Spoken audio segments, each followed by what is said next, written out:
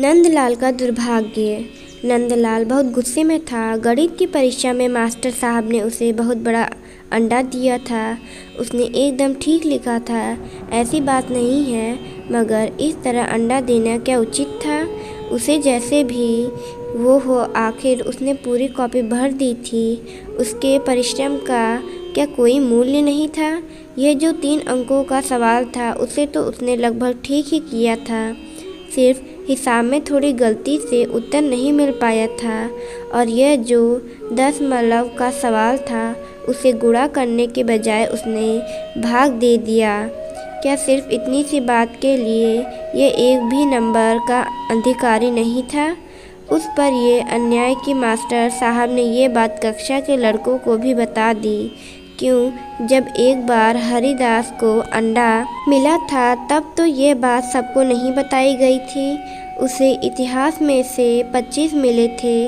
क्या ये बड़ी बात नहीं थी? वह सिर्फ गणित में कमज़ोर था। बस क्या इतनी सी बात से उसे शर्मिंदा होना चाहिए? हर कोई हर विषय में अच्छा हो, इसका क्या अर्थ?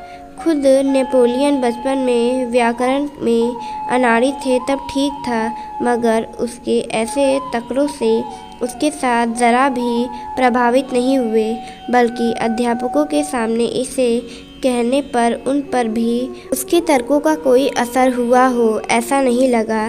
तब नंदलाल ने कहा कि उसका भाग्य ही खराब है, ऐसा उसके साथ हमेशा ही होता रहा है।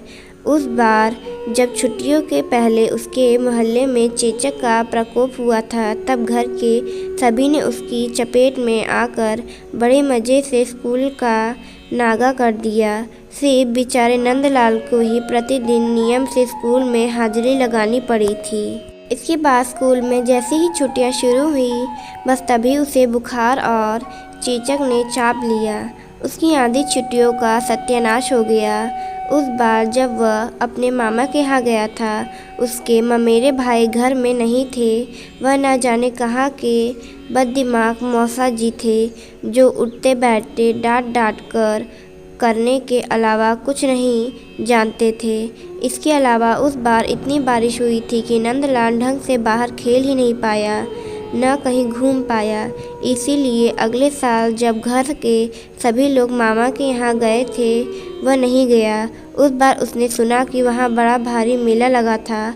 किसी राजा के लाव लश्कर के साथ 25 हाथी आए थे और चकित करने वाली आतिशबाजी हुई थी। नंदलाल का छोटा भाई जब बार बार बड़े उत्साह से उन्हीं सब का वर्णन करने लगा, तो नंदलाल ने उसे थप्पड़ मारकर कहा, चुप, ज़्यादा चबक मत कर।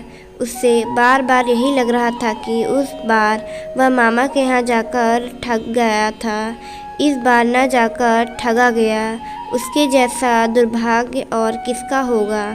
स्कूल में भी ठीक ऐसा ही होता था। गणित में वह कमज़ोर था, मगर उसी विषय में एकाधिक पुरस्कार दिए जाते थे। इतिहास और भूगोल उसे कठस्थ रहता था, लेकिन इस विषयों में एक भी पुरस्कार नहीं था। संस्कृत में भी वह निहायत अच्छा था। धातु विभिन्न प्रश्न वह फटाफट कर लेता था। कोशिश करने पर पाठ्य पुस्तक और अर्थ पुस्तिका को भी क्या चोट नहीं सकता। कक्षा में खुदीराम को थोड़ी बहुत संस्कृत आती थी, लेकिन वह भी कितनी। अगर नंदलाल चाहे तो क्या उसे हरा नहीं सकता?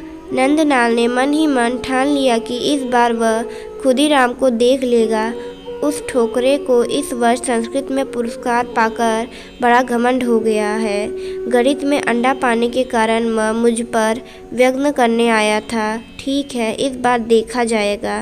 नंदलाल ने किसी को बताए बिना उसी दिन से घर में जमकर संस्कृत की पढ़ाई शुरू कर दी।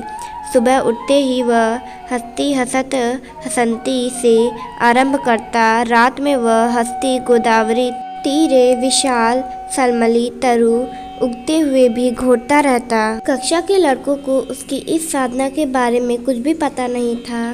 पंडित जी जब कक्षा में प्रश्न पूछते, तब वह कभी कभी उत्तर जानते हुए भी मौन रहकर अपना सिर खुजालता रहता।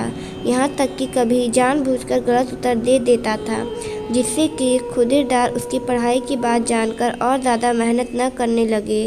उसके गलत उत्तरों पर खुदीराम बीच बीच में उसका मजाक उड़ाता, मगर नंदलाल कोई जवाब नहीं देता था, बल्कि खुदीराम के कभी कभार गलत जवाब देने पर वह मन ही मन हंसता और सोचता, परीक्षा में ऐसी भूलें करने पर इस बार संस्कृत का पुरस्कार उसके हाथ से निकलना तय है। उधर इतिहास की कक्षा में नंदलाल का ध्यान कम रहने लगा। इतिहास और भूगोल में थोड़ा बहुत पढ़ने से ही वह पास हो जाएगा, इस बात को नंदलाल अवश्य था। उसका सारा ध्यान संस्कृत की पढ़ाई पर था, अर्थात संस्कृत की पुस्तक पर। एक दिन मास्टर साहब ने कहा, क्यों नंदलाल, आजकल घर में क्या ज़रा भी नहीं पढ़ते? हर विषय में तुम्हारी इस दुर्दशा का मतलब क्या है? नंदलाल ये कहते कहते रुक गया। मैं संस्कृत पढ़ता हूँ, उसने अपने को संभालते हुए कहा। जी संस्कृत नहीं, नहीं संस्कृत नहीं। ये बात मुंह से निकलते ही वह घबरा गया। खुदीराम ने झट से कहा, हाँ संस्कृत तो इसे बिल्कुल नहीं आती। यह सुनकर पूरी कक्षा हंसने लगी। नंद थोड़ा असहज जरूर हुआ, लेकिन उसकी यह बात सोचकर जान में जान आई कि भाग्य से उसके संस्कृत अध्ययन की बात किसी को पता नहीं चली। देखते देखते पूरा वर्ष बीत गया, परीक्षा सिर पर आ गई। सभी अपनी पढ़ाई, परीक्षा और पुरस्कार की चर्चा कर रहे थे। तभी किसी ने उससे पूछा, क्यों नंद, इस बार किस विषय में पुरस्कार ले रहे हो? खुदीराम ने मर्दन हिलाकर नंद की नकल करते हुए कहा, जी संस्कृत नहीं, संस्कृत नहीं। सभी हंस पड़े। नंद भी खुद बड़े उत्साह से उसकी हंसी में शामिल हो गया। मन ही मन उसने सोचा, दोस्त तुम्हारे चेहरे पर यह हंसी अब ज़्यादा दिन नहीं रहने वाली। यथा समय परीक्षा शुरू हुई, तथा समय समाप्त भी हुई। परीक्षा फल जानने के लिए सभी बेहद उत्सुक थे। नंद भी रोज जाकर नोटिस बोर्ड देख रहा था कि संस्कृत पुरस्कार के लिए उसके नाम की कोई सूचना है कि नहीं। इसके बाद एक दिन हेडमास्टर साहब कागजों एक पुलिंदा लेकर उनकी कक्षा में आए और आते ही उन्होंने बड़ी गंभीरता से कहा, इस बार एक नए पुरस्कार जा रहे हैं और दूसरे विषयों में भी कुछ परिवर्तन हुए हैं। यह कहने के बाद पुरस्कारों के नतीजे पढ़ने लगे। पता चला कि इतिहास विषय के लिए किसी ने चांदी का एक मेडल दिया था। खुदीराम इतिहास में प्रथम आया था, इस बार यह मेडल उसे मिलेगा। संस्कृत में नंदलाल प्रथम आया था, खुदीराम द्वितीय, मगर उस चार संस्कृत में कोई पुरस्कार नहीं दिया गया ना था। नंदलाल का चेहरा उस वक्त देखने लायक था। उसका मन कर रहा था कि वह दौड़कर खुदीराम को 2-4 पैदों जड़ दे या किसी पता चले कि इस बार इतिहास के लिए पुरस्कार दिया जाएगा, मगर संस्कृत के लिए नहीं। इतिहास में मेडल तो उसे अनायास ही मिल सकता था। मार उसकी इस तकलीफ को किसी ने नहीं समझा। सभी कहने लगे, बिल्ली के भाग्य में ठीठा ठूठ है। बिना पढ़े ही नंदलाल को नंबर मिल गए। नंदलाल ने गहरी सांस